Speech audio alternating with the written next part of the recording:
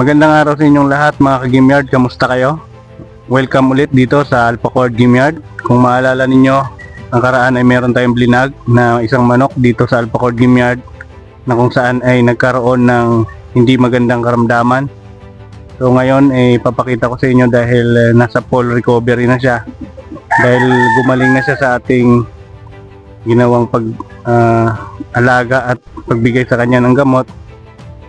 So, ang gagawin natin ngayon ay papaliguan natin at ibabalik na siya sa cord. Pero bago yan mga ka-Gameyard, gusto ko lamang isingit sa inyo ito. Itong gamit ko na microphone at ang ating tripod na ginagamit sa pag-vlog, no, sa ating mga kapwa ka-Gameyard na mahilig din, no, at gumagawa din ng mga content kagaya ko. Ay i-check out nyo na sa description at ilalagay ko ang link. At ngayon mga ka-Gameyard ay papakita ko na sa inyo yung ating alaga na andun sa kulungan, no, para papaliguan natin.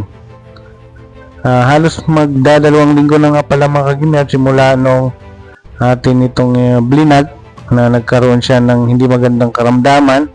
Dahil doon mga ka-Gameyard, ang ginawa natin doon habang atin siyang inalagaan at ginagamot ay ginita natin siya. No, ang kanyang pagkain nito mga ka-Gameyard ay ginawa nating kalahati, no, sa bawat bigay natin umaga at hapon, dahil mga ka-Gameyard gusto natin o gusto ko, no, kumbaga na parang malinis ang bituka niya, o parang habang ginagamot ko siya o habang hindi ko pa nakikita yung kanyang full recovery ay kumbaga hindi ma-stress yung kanyang bituka, kaya kakunti lang yung binibigay ko na pagkain at sinasamahan ko siyempre ng amoxicillin. Pero ngayon dahil nakikita ko mga ka-Gameyard na sa full recovery na siya dahil maliksi na, ay atin na siyang papaliguan. At ito na mga ka-Gameyard, dadalhin ko na siya sa aming balon, no, dahil dito ko siya papaliguan. After nga pala natin mapaliguan ito mga ka-Gameyard, ay lalagay natin na sa cording, no, para mabalik na yung yung dating alindog. Excited na rin ako mga ka-Gameyard na mabalik sa dati na makikita ko na nasa cord yung aking alaga na ito. At dito nga mga ka-Gameyard ay pinaspuwad na lang natin yung video para mapadali. At ito nga pala mga ka-Gameyard yung ginagamit ko lang na na sabon, powder para sa pagpaligo ng manok.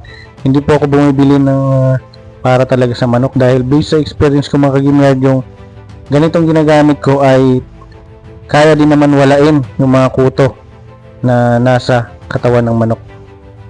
At ito nga mga ka-Gameyard, after natin ito mga ka-Gameyard paliguan siya na merong powder, ay binabanlawan din naman natin para hindi mag-amoy sabon, no, ang katawan o balahibo ng ating manok.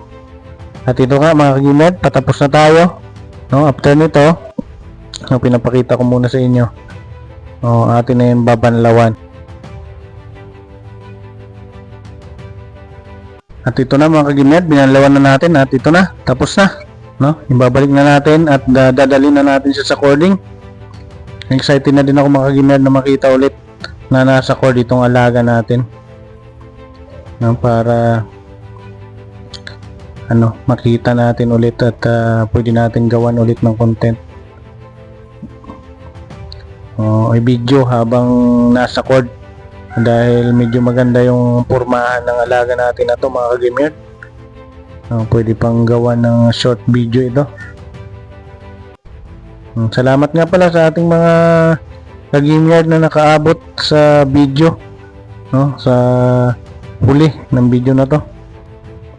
Maraming salamat sa inyong suporta at panunood sa aking mga video, ginagawa na content.